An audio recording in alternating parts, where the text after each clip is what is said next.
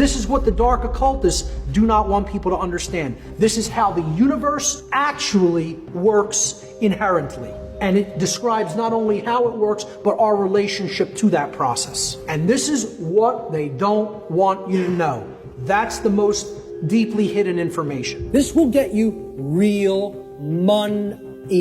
One eye, mon eye. The next few minutes will completely change how you see the world. Mark Passio shares occult knowledge that makes me nervous to share, but it's so important that I'm willing to take the risk and share it with you. The occult is knowledge. We're talking about knowledge here, hidden information. And it's knowledge that is held very tightly by a few people on Earth. It's not widely known. Sciences that people don't really understand, about how energy works in the universe. It's hidden knowledge that is hidden for a specific reason, and that's to create a power differential between people who understand it and those who don't. The occult is a body of science which is not widely known to the general population, consisting of hidden knowledge about the workings of the human psyche and the laws of nature, both the seen laws, meaning the physical laws, the physical sciences, and the unseen laws, meaning the spiritual laws, the laws that govern morality, the laws that govern behavioral consequence. There are two primary types of knowledge: the knowledge of oneself and the knowledge of the laws of nature. Understanding oneself involves exploring the human psyche, how it functions, what drives our behavior, and what happens beneath the surface at a subconscious level. This inner exploration is known as the minor knowledge, or minor arcana in the occult, referring to knowledge that relates specifically to the individual. Although it's called minor, this doesn't mean it's less important. It just focuses on a smaller scale, individual experiences, thoughts, emotions, and motivations. It deals with the internal aspects of a person, what happens in the mind and subconscious, and how these affect personal actions and desires. On the other hand, the major knowledge, or major arcana, refers to understanding larger external systems, how the universe operates on a grander scale. This includes the laws of nature, such as gravity, motion, and electromagnetism, as well as other physical forces that govern the natural world. These larger systems, or macrocosmic forces, affect everything in existence, from the behavior of galaxies to the smallest particles in the universe. The major arcana, therefore, deals with understanding the external, universal laws that apply to all of reality. The greater arcana, or the broader knowledge about the universe, not only includes the physical laws of nature, but also what's called natural law. Natural law refers to the universal moral principles that determine the outcomes of the actions of conscious beings, those capable of complex thought and holistic intelligence. These moral laws govern how behavior leads to certain consequences, particularly for beings with a higher awareness, such as humans. In other words, these are the moral and spiritual laws that shape consciousness and the results of our actions. The combination of these two key areas, knowledge of the self, individual mind, and knowledge of natural law, universal principles, forms the foundation of all occult knowledge. If someone controls these bodies of knowledge and prevents others from exploring or understanding them, they gain the power to manipulate people easily. Without access to this knowledge, individuals are left vulnerable, unaware of how their minds work or how the laws of the universe affect them. This lack of understanding puts people at a serious disadvantage, making them easier to control and influence from the very start. The two states that dark occultism wants to hold the overall population in is what I call the mental schism and the worldview schism. Okay, they want to hold people in a state of chronic, imbalanced thought. And then they want to hold people in a chronically imbalanced overall worldview regarding human nature and life in general. If they can keep people in those modes of consciousness, they can keep their control over their behavior because they have control over their mind as a result. In general, how it works is keeping people chronically imbalanced toward one type of consciousness or another, one type of brain activity or another. Either the masculine left brain modality of consciousness or the feminine right brain modality of consciousness, but never actually holistically bringing them both together in a state of balance. They want it in a chronic state of imbalance, such that most people are either always left brain or always right brain. When the left side of the brain, focused on logic and masculine energy, becomes too dominant, it can lead to harmful beliefs. People may become overly skeptical, believing that only science is valid, or adopt atheism, thinking humans are the highest authority with no higher power. They may also reject the idea of objective truth, claiming everything is just opinion, or believe in social Darwinism, where smarter or stronger people are meant to rule over others. Moral relativism follows, where right and wrong are seen as things humans can just make up. This imbalance can lead to dangerous ideas like eugenics, where people try to control who gets to reproduce based on genetics, or authoritarianism, where some are seen as rulers and others as followers. A right brain imbalance or feminine imbalance, the right hemisphere of the brain, which governs creativity, intuition, compassion, nurturing, etc.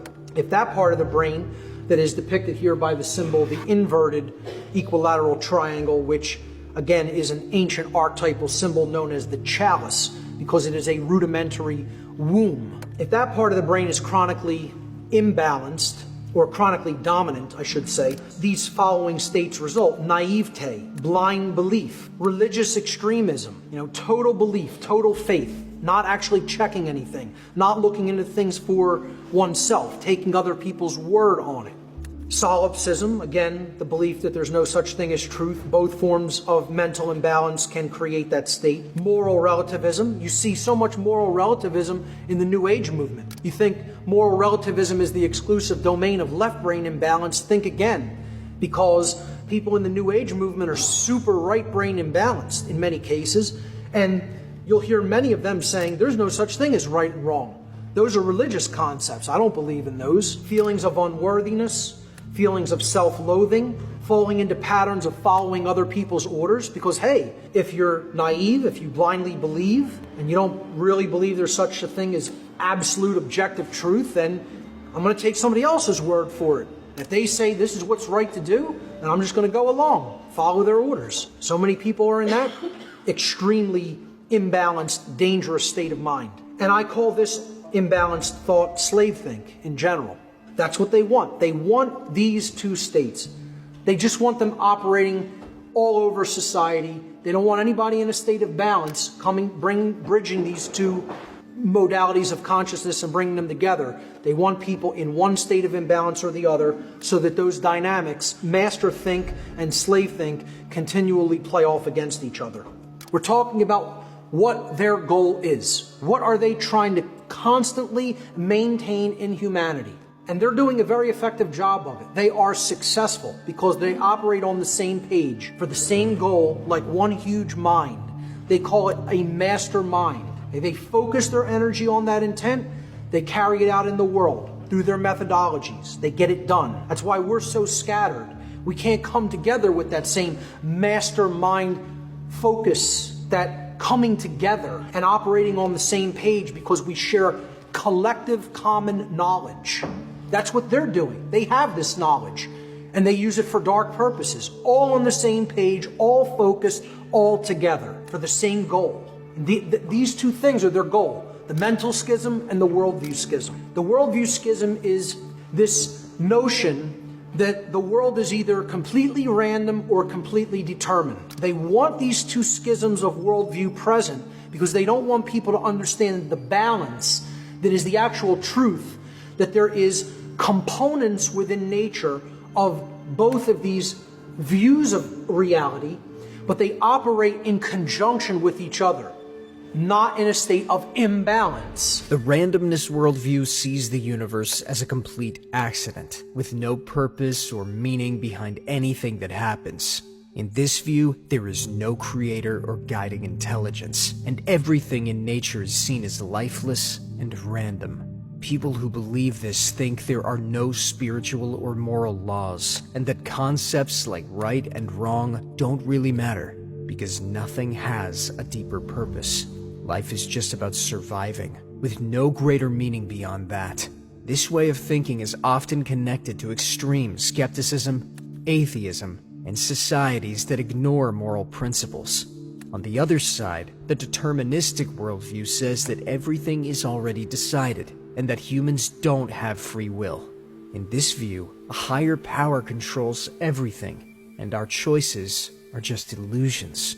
People who believe this might think that they aren't responsible for their actions, because everything is predetermined. This belief can lead to people excusing bad behavior, since they think they have no control over what they do. Determinism often postulates, hey, since the whole universe is controlled, and it's like a clockwork mechanism, but it's run by God, why bother trying to create any change? Change is impossible. It's already set in stone. Action, therefore, becomes ultimately meaningless. Why do anything? I tell religionists who think like this, why do you get out of bed in the morning? Why bother doing anything? Why say a word to another human being? Why eat? Why breathe? Why not just lay in a supine position in the corner somewhere and wait to expire from malnutrition and dehydration and then go back to dust? But, many people, they actually say that this is what they believe. It's a big hallmark of salvationist religiosity. Action is meaningless. Only faith is what's required. Something that I'm vehemently opposed to. And the New Age takes this in, too. They convert it in their own imbalanced way. We're here just to observe. Don't get involved in anything. Just observe it, watch it, be the observer. Life's not a movie playing on a screen in front of your eyes, folks. You're active participants, whether you realize that or not. Again, this right brain imbalance and this whole worldview of determinism is the hallmark of religious extremism. The truth lies, as it always does, in the balance point, okay? In the synthesis, in the coming together between extremes in many cases. The universe operates through two main parts: deterministic laws and free will. The deterministic component is called natural law, which includes unchangeable moral rules that govern the consequences of our actions. These laws are fixed and cannot be altered. They are the predictable part of how the universe works. The second part is free will, which allows intelligent beings like humans to make their own choices. Free will is something given to us by creation, and it can't be ignored. It works together with natural law, meaning our choices lead to specific results based on these fixed rules. Through the outcomes of our decisions, we learn and grow. So both deterministic laws and free will shape our experiences in life and help us understand the effects of our actions. Another thing that dark occultists want to prevent people from understanding is how our reality is actually built. How we together in the aggregate, in aggregate numbers, meaning collectively as a species, co-create our reality that we are experiencing on the earth together as a people. You hear this notion in the New Age movement, the law of attraction. That a lot of the New Age people want people to believe we're individually creating our reality all by ourselves. Mark Passio does not create Mark Passio's reality entirely what I experience by myself, by how I think. Other people are involved in that process. It's a co-creative process. Because if someone randomly does something violent to me, I did not create that experience. This is a total misunderstanding of the law of attraction, how the law of attraction works. All right, free will is involved. I can do something completely random. So can other people, because they have the capacity for free will behavior. We do not create our individual realities solely based on our own. Instead, our collective reality as a society is shaped by the knowledge we take in, how well we understand that knowledge, and how we act based on it. When a large number of people in society make decisions and behave in certain ways based on what they know, That determines how society as a whole creates its shared reality. Dark occultists who understand how this principle works aim to control this process. They try to influence or limit access to knowledge because controlling what people know and how they think allows them to control how society shapes its reality. They want to steer people away from exploring deeper knowledge by distracting them or keeping them unaware of important truths. Two key spiritual currencies are time and attention. These are valuable resources because whatever you spend your time on or pay attention to will shape what you get in return. When you pay attention to something, you buy understanding or knowledge in exchange. So, by focusing on the right things, you gain insight and awareness, which helps you better understand the world around you. What I'm going to build here in this slide is actually the trivium. It's the ancient trivium methodology of truth discovery. It's called knowledge, understanding, and wisdom. In the modern trivium, it's referred to as grammar, logic, and rhetoric. There's also what I call a computer analogy model of the trivium, which is input, processing, and output. They're all ultimately the same thing. So this is the grammar or input step of the trivium method. It's taking in all the seemingly disparate pieces of information that are out there. You're gathering your grammar, you're gathering your different pieces of your vocabulary. Available information constitutes potential knowledge that we can gather, that we can process, that we can come to understand, and then that we can act upon. If we don't do that, we have ignorance. We haven't even looked at it. So the opposite of knowledge is total ignorance.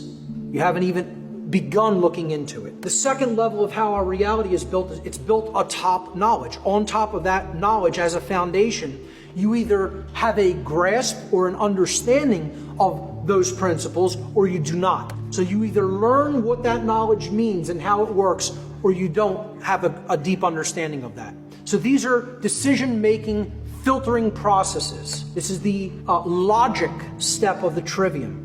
Or in the computing analogy model, this would be the processing step. These processes take place in the human mind and are chosen by each individual based upon the available information that they have taken in. So if you haven't done your grammar or you haven't aggregated your knowledge in step number one of this process, you can't possibly do the processing and come to an understanding of it.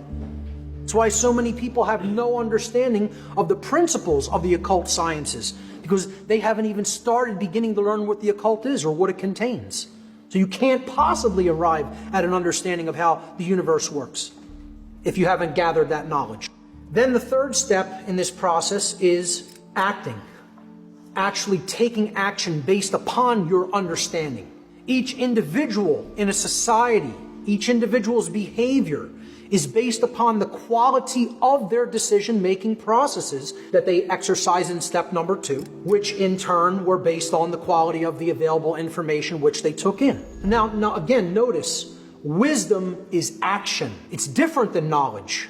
It's different than understanding, all right? Knowledge is something that exists inherently, and you can take it in objectively.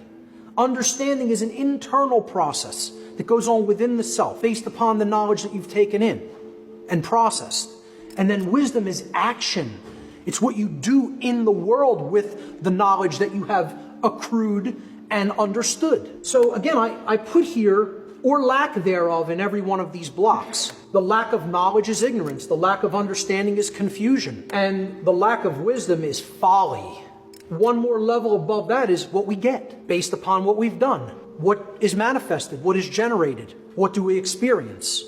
The manifested reality. It's the quality of the conditions that we experience. And the quality of the condition which manifests collectively in our society, in any society, is based upon the aggregate quality of behavior within that society. So again, it's a stepwise progression. What we've taken in, what we've come to understand, how we behave, what we get. I tell people this is the most powerful slide in all my work. If you understand one slide, deeply understand this process, because this is what the dark occultists do not want people to understand. That's the real law of attraction, folks. not the New Age variant of it, not the New Age hokum mysticism. I want to sell 1 billion books telling people what they want to hear, law of attraction. Okay? This is how the universe actually works inherently. And it describes not only how it works, but our relationship to that process. And this is what they don't want you to know. That's the most deeply hidden information. Time and attention are described as spiritual currencies because, like money, you invest them in different things. When you spend time or pay attention to something, you get something back, like knowledge, understanding, or experience. The more time and focus you put into something, the more you receive in return, just like investing money. This is what real money is, folks. Real money. This will get you real money. One I, mon I.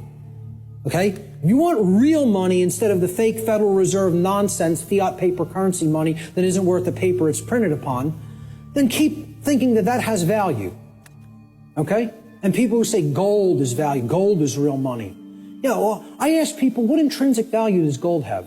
And they say, well, it's been traded with throughout time immemorial. People have valued it all the time. Does that make it intrinsic? You answered my question. It's like saying, why does that projector have intrinsic value? And you say, because I find it valuable. No, that projector has intrinsic value because it's capable of projecting an image. And if I want that task done, that's what I use a projector for. Okay? Well, what's gold used for? Can you build clothing out of it? Can you build a house out of it? Is it malleable enough to be molded into a weapon of some sort? You're going to take shelter under it? Maybe if you have enough of it. You know, the whole point is there is no intrinsic value to this. It's something that's, the idea of it having, of any precious metal having intrinsic value, other than, okay, in a technological society it's used for computers. This is true, okay? But I'm talking about in nature. Where would this idea of intrinsic value of gold come from in the ancient past? People say, it's used as a medium of exchange, okay? Money is not a medium of exchange. People think of it as a medium of exchange, and it's not. It's incorrect, okay? Money is the limiter of energy in the system. Many people think of money as currency. Even the term itself is meant to influence our thinking, implying it's like energy flowing through a system. But that's not accurate. It's not about storing value either, as people often say. In reality, money acts as resistance within the system. It's the force that resists change. As long as money exists, it will always make it incredibly difficult to create any real and lasting change. We end up getting something in return on what we put our investment of spiritual currencies toward. And you know what if it's put toward the right goals, the end result is true money. One I. Okay? True spiritual vision. The ability to see, to unoccult something and see it for what it really is. That's what comes from truly putting time and attention onto the right things. This return could come in the form of knowledge. It could come in the form of understanding. It could come in the form of skills, expertise, and empowerment. But only if we invest these two spiritual currencies wisely. And let me tell you something, folks. That's why most people don't have any money. They got nothing to pay for it with. See, you pay attention and you get money. You spend time and you get money. I'm talking about the real thing. We should seek to improve our quality of attention by placing it upon information that is capable of improving both ourselves and the human condition as a whole. Such an effort would also constitute a valuable investment of our time. We should ask ourselves, what am I spending my time on? What am I spending my time doing? And what am I paying attention to? That's where you will find whether you're investing in real value, something that is truly valuable.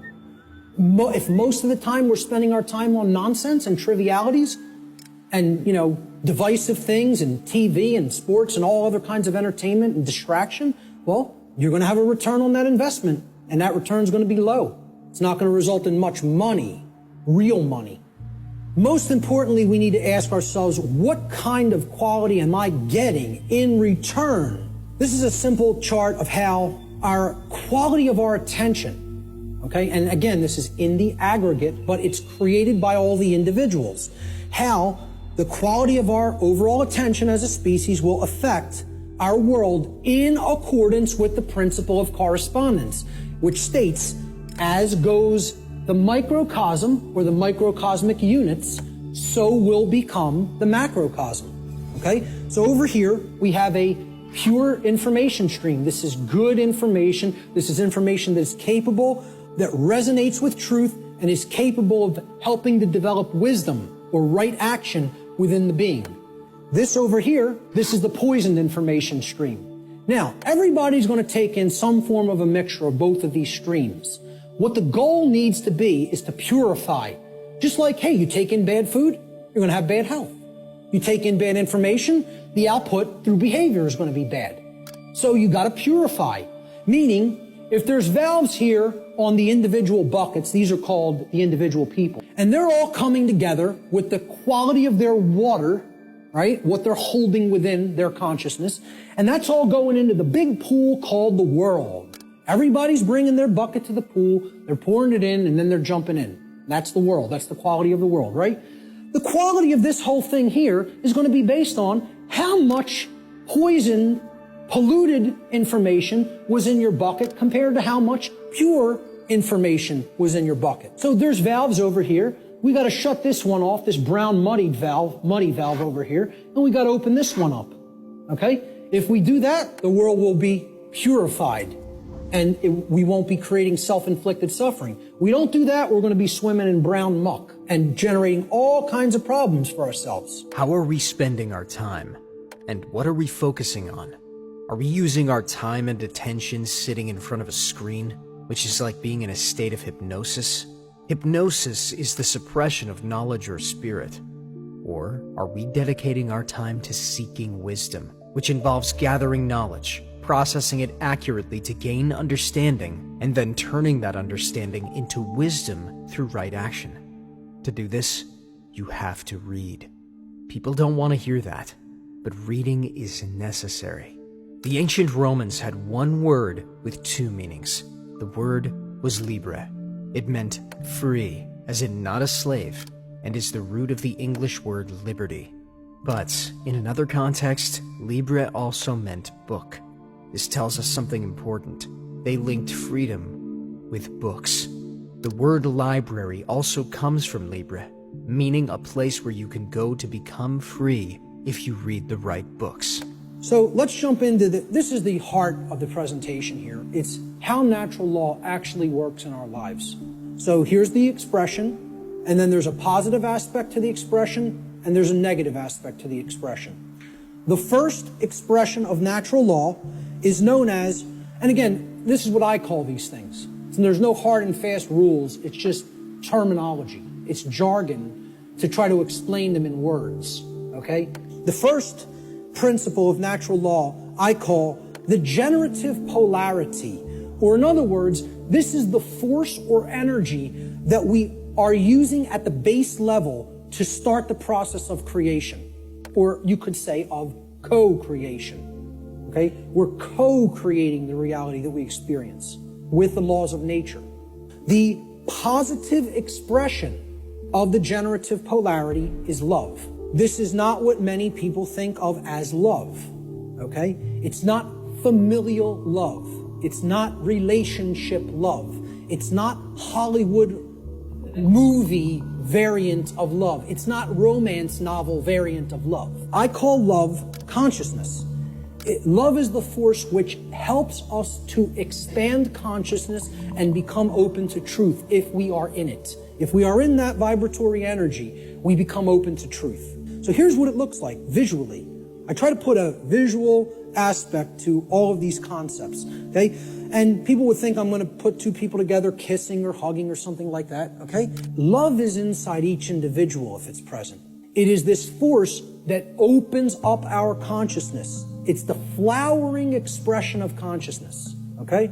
So how I word this is the positive aspect of the generative polarity, the first expression of natural law, is love. In regard to natural law, love should be seen as the expansive force for consciousness. It is the force which helps us to become open to truth and expand our awareness. Now, the negative expression of the creative polarity is the exact opposite of love.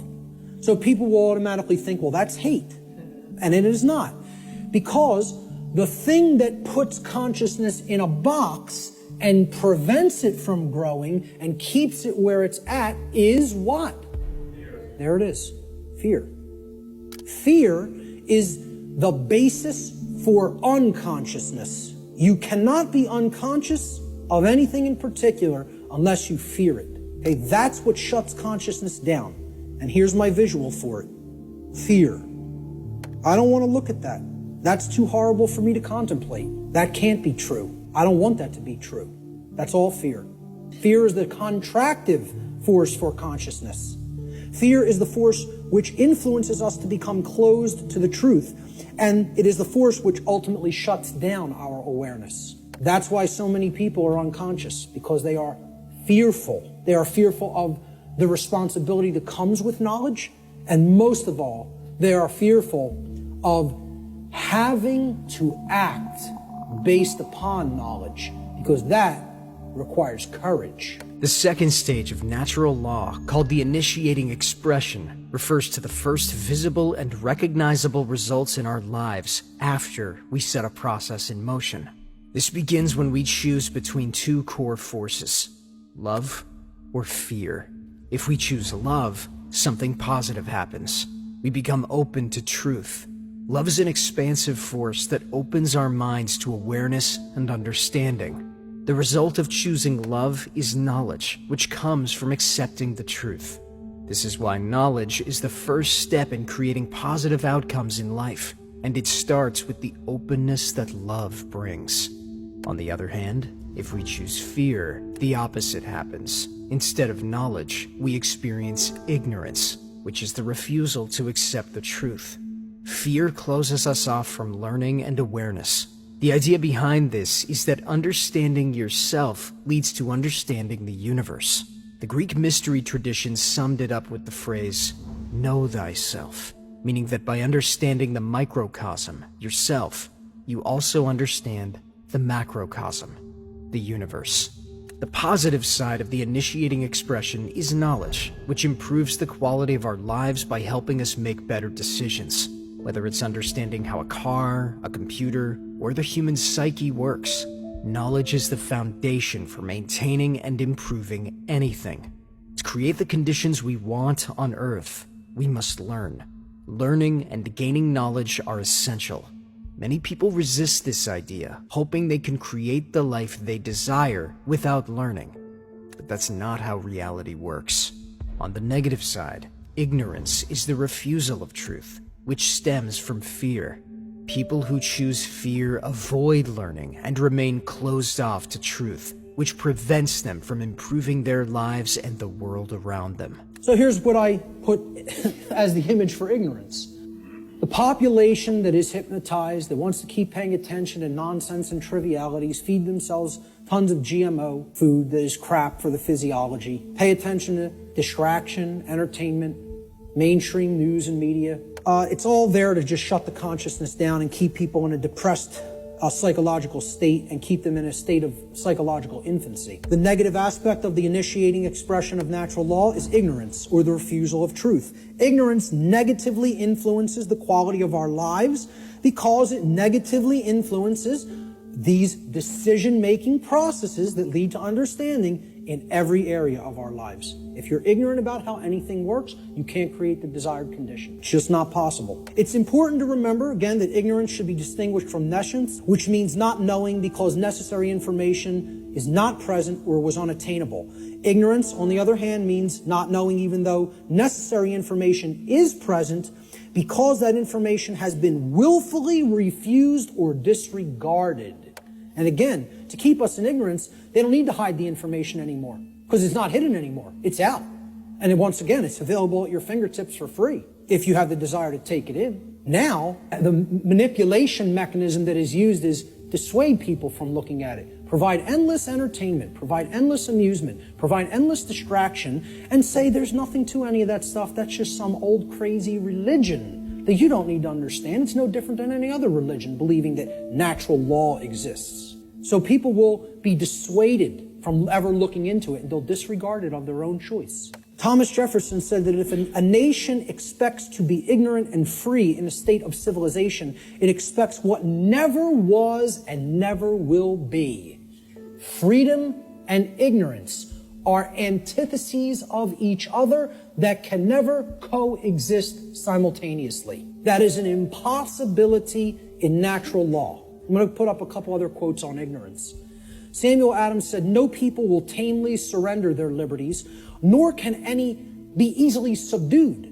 When knowledge is diffused," that means it's everywhere present, "and virtue is preserved," meaning morality. On the contrary, when people are universally ignorant and debauched in their manners, meaning purely selfish and only worried about themselves, they will sink under their own weight without the aid of foreign invaders, meaning the society will turn inward on itself and collapse and destroy itself just based on the fact alone that the population is ignorant and they are ensconced in moral relativism and other forms of debauchery and just self-pleasure as their highest virtue, their highest desire. Socrates said that the only good is knowledge and the only evil is ignorance. The next expression, known as the internal expression, refers to what happens inside us after we make a choice between love and fear, between accepting the truth or rejecting it. Once this choice is made, it begins to affect our internal state. This step is about how the knowledge or ignorance we've embraced impacts our consciousness. The foundation of everything is based on this initial choice, love or fear, knowledge or ignorance. These are like two sides of the same coin. One represents truth and awareness, while the other represents a lack of truth or an illusion. Consciousness reflects truth, while unconsciousness reflects ignorance. Both are part of the same concept, but differ in degree, accepting or refusing truth. Once knowledge or ignorance is chosen, we move to understanding, which is an internal process. When we gain understanding by accepting truth and knowledge, the positive internal outcome is sovereignty. Sovereignty means recognizing that each of us is in control of ourselves, and we have the authority over our own being. This is described as an internal monarchy, where we are the sole rulers of our own lives. The term monarchy comes from mono, one, and archon, ruler, meaning we must each be the master of our own self. True sovereignty means no one else owns or controls us, and we don't have the right to rule over anyone else.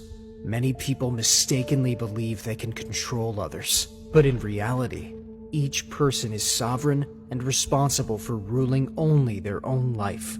Sovereignty is about personal freedom and self-mastery, and it's the positive internal expression of natural law. So here's my expression, my visualization for sovereignty. It's somebody who truly has the light. They have the light at their disposal. They're bathed in it. It's flowing within them. Okay, and light has always been associated in different mystery traditions as knowledge. It's been a symbol that has represented knowledge. This is the person who has the knowledge and has gone through the decision-making and filtering processes with that knowledge to come to an internal understanding that they are a sovereign being. And I have news for everybody, whether you know it or not, whether you are familiar with the term or not, every person here is a sovereign. And you can never not be. It is an impossibility for you ever to be non-sovereign. It cannot be done. Cannot be done in nature. Every single human being on this planet is a sovereign being. And we're going to look at what a sovereignty actually means. The positive aspect of the internal expression is sovereignty, or what I call internal monarchy, meaning one ruler within. Internal monarchy, one ruler within. As a state of consciousness, sovereignty means that one has unified the three aspects of their consciousness, such that there is no internal contradiction between one's thoughts, emotions, and actions. We become a being that as we think, so we feel, so we speak and act. And there's no contradiction between those. We're not torn apart from within in this state of internal opposition amongst our own consciousness. Let's look at the negative internal expression for natural law, which is confusion. Now, confusion results when we are in ignorance. That's the emotional dynamic, the feeling that takes place within the individual.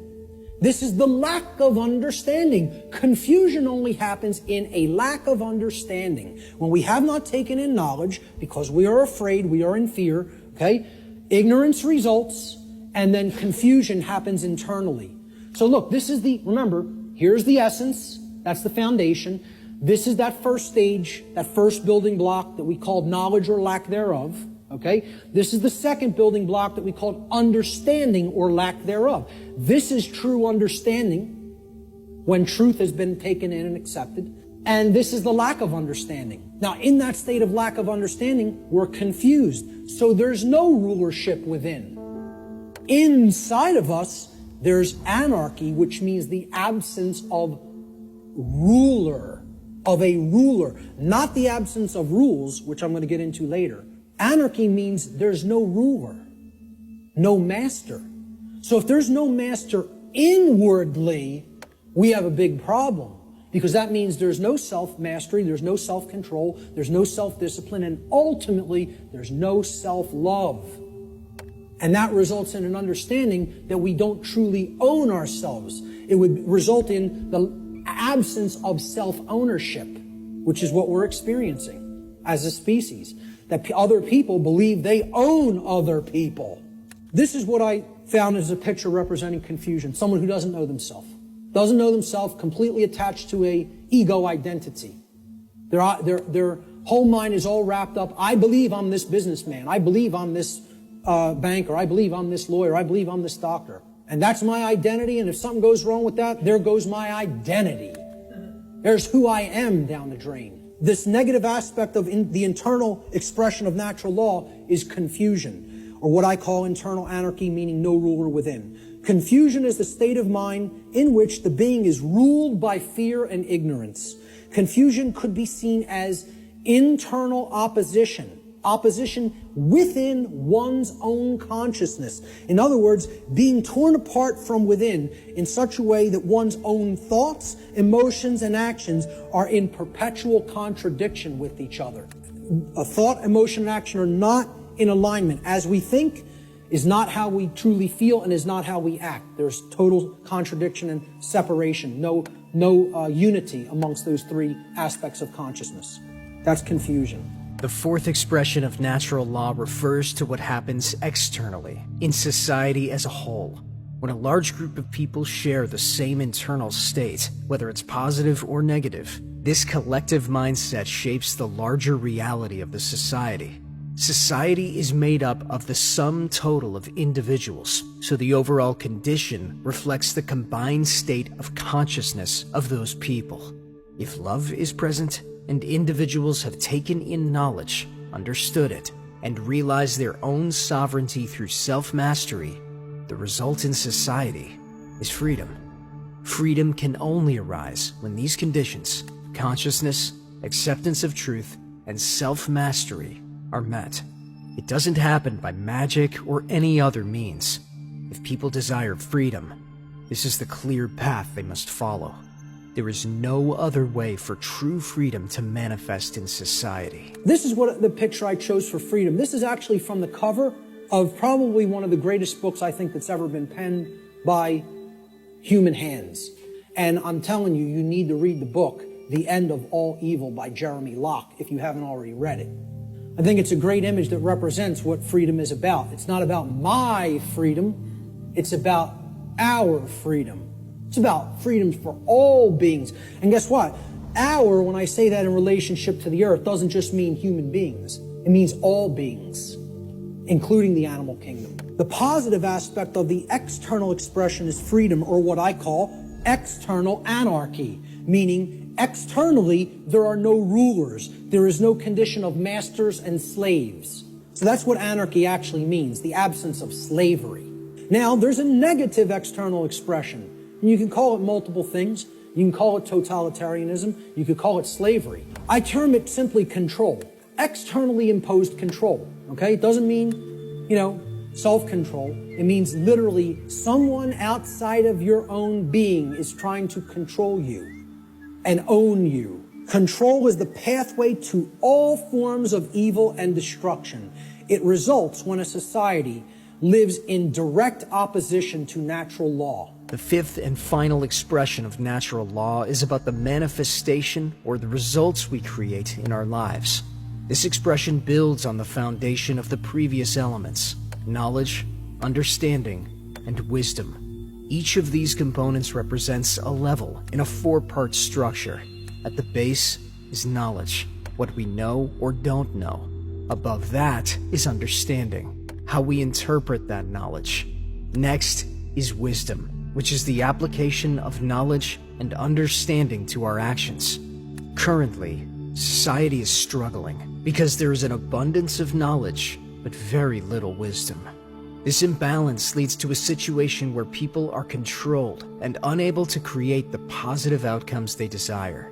The top level of this structure is the manifestation, which represents the results of our choices and actions. The outcomes can either be order or chaos. When we manifest order, we achieve the positive results we want, such as well-being and a lack of self-inflicted chaos or suffering. However, to create this order, certain requirements must be met. We need to operate at a higher level of consciousness, accept the truth, develop knowledge, and understand our sovereignty as individuals. Working towards true freedom is essential for achieving the positive results we desire in life. This pathway is described as the only way to attain the goodness and order we seek. It's important to note that the human mind often struggles with absolute statements, especially when it comes to concepts like always or never. People may resist the idea that there is a single truth that applies universally, as this can challenge their individual perspectives. Humanity's greatest fear may be recognizing that the truth is absolute and singular, rather than subjective or personal. This is what I viewed order as being like. Okay, we have beings that are actually full of the light, and they're working toward a world that is based in freedom, cooperation, knowledge, sovereignty, no control. It's what I call in some of my former presentations cooperative spiritual anarchy, which is the natural condition of humanity. The natural, meaning spiritual, natural condition of the human species that has been blocked from manifesting through mind control, indoctrination, fear-based, trauma-based methods. So that's what I call order. The positive manifestation, manifested goodness. It represents everything we say we want, and it only results when there is balance or justice. Justice comes about through adherence to natural law. Justice can only be present when truth has been accepted in our lives and our behavior has been brought into harmony with natural law. Cannot manifest any other way. That's the positive manifestation. The negative manifestation is the opposite of order. Chaos. Chaos is manifested evil. I just put this as, complete disregard for other people, breakdown, me first. Knock everybody else down, get what I want. Don't worry about anybody else being hurt. Don't worry about anybody else's freedom. Don't worry about whether anybody else's rights are being tread all over. Doesn't matter. Let me get mine. Self-preservation is the highest law. Survival is all that matters. Even if I have to step on somebody else to get it, to make that happen. Yeah, it's an animal. That's exactly right, sir. That's exactly correct. That's not a human being. That's an animal. That's how animals in the animal kingdom behave. Natural law doesn't work the same way for animals as it does for human beings because they do not have the same capacity for consciousness that a human being has. So let's not start saying that's the natural order. No, it is not. It is the exact antithesis of the natural order. The natural order is just that.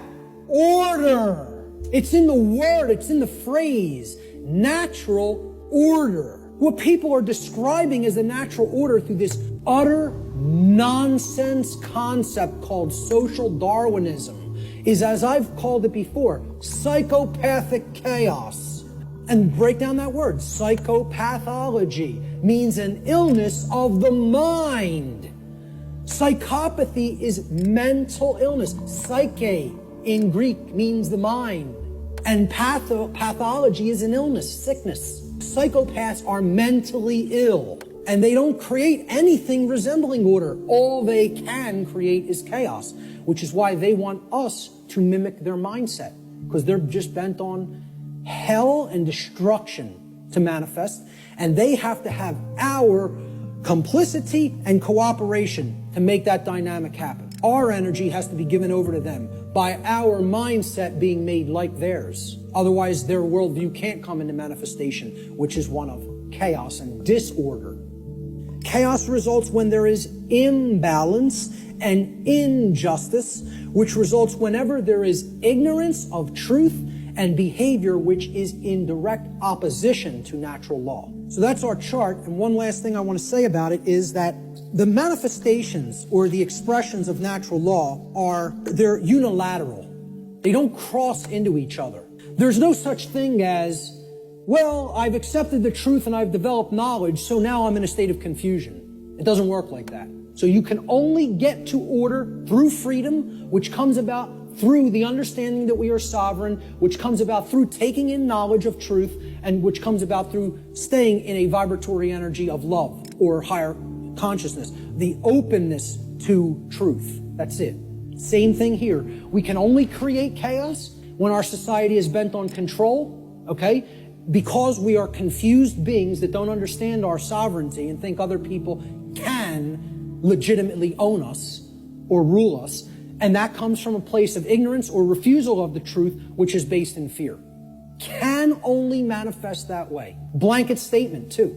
And I will not retract on that blanket statement because this has nothing to do with what I think or feel or my beliefs. This is how laws operate in creation. Not a belief system, not a religion, has absolutely nothing to do. I did not develop this. I came to an understanding of it